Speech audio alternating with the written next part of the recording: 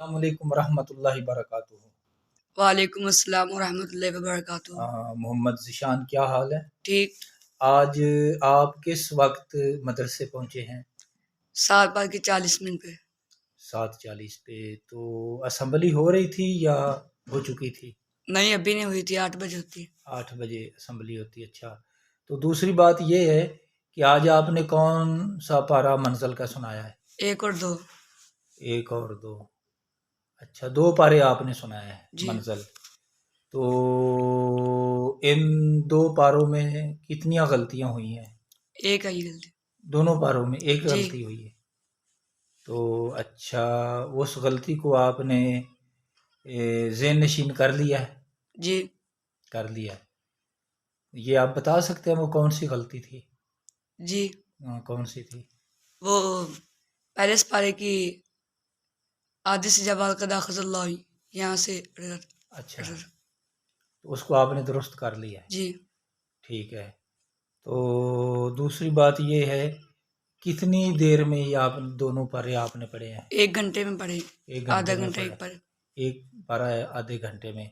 تو جو طریقہ ہے انداز تلاوت کا، یعنی رفتار، کس رفتار سے آپ پڑھتے ہیں؟ چلو آپ سورۃ فاتحہ پڑھیں، کس انداز سے پڑھتے ہیں؟ بسم اللہ الرحمن الرحیم، الحمد للہ رب العالمین، الرحمن الرحیم، مالک یوم الدین، ایاک نعبد و ایاک نستعین، اہدنا الصراط المستقیم، صراط الذین انعمت علیہم غیر المغضوب علیہم ولا الضالین۔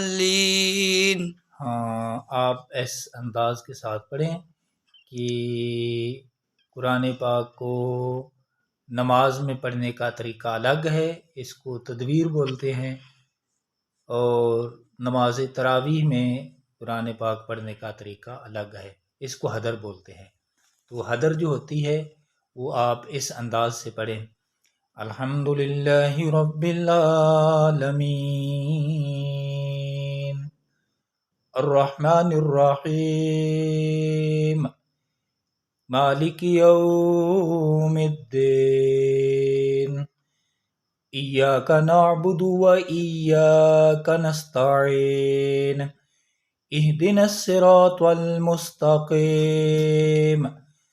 صراط الذین انعمت علیہم غیر المغضوب علیہم ولا